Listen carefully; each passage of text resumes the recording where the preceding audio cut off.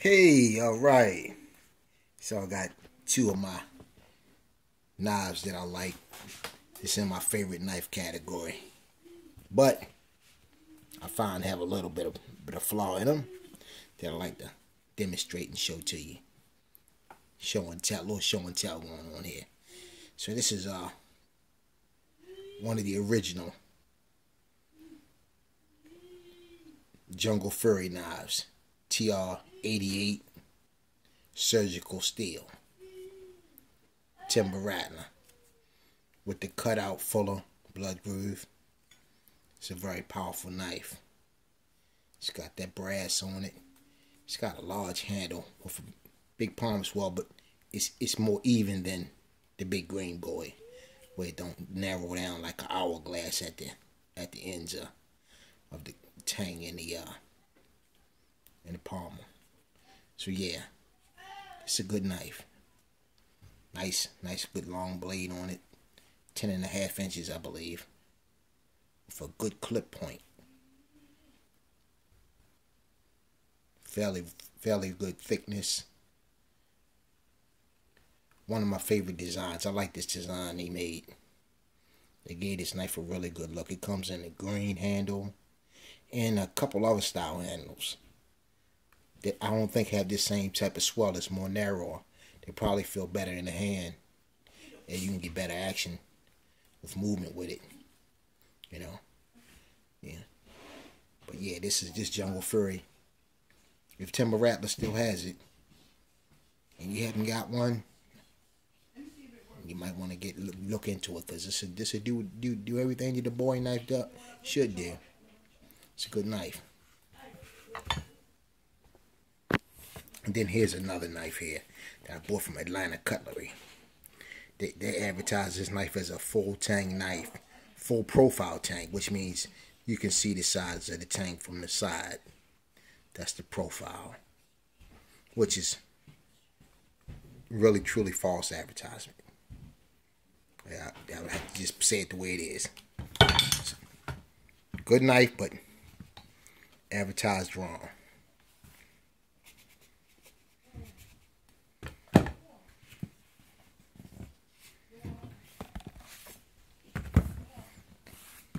This is the sheath.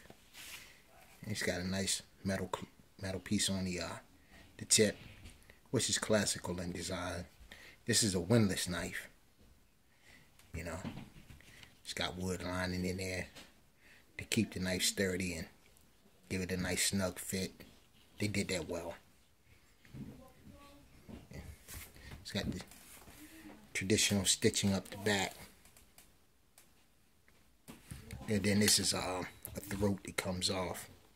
A frog, I'm sorry. This is a frog. It has this piece made on. Traditional design. Yeah. So that's cool. But this is the knife here. And that right in there says Imperial Sword Company, London. And then it says Windlass, made in India, on the tang. Came with a little rust on it. You probably can see that. Okay, now, if you can see right here where my thumb is, that's the tang. And the tang comes somewhere down into here with my thumb and probably goes down into there. It's not going to come through here. This is metal. This is solid metal. And it's not full tang, because it would come all the way through and you'd see it here. So yeah. Somebody gave Atlanta Cutlery a lot of flack about that false advertisement, saying this was a full tang knife in their catalog, and they've been advertising it for years as that. And when I bought it, I thought it was, you know. And it's still a good knife. It's a strong, solid knife. It's a man who has a good YouTube video up on it, where he does a little demonstration on it by standing into a fairly tough chair.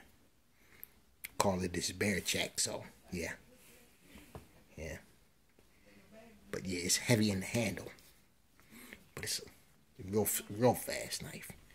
Yeah, it's a self-defense style knife called the 1880 Windlass Bowie. And I hope you liked it. And you can see how it compares to the Jungle Fury.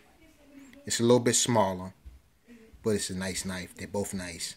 Of course, the 1880 costs $75, and the Jungle Fury at the time cost like $14.99. So yeah, you know, you get what you pay for.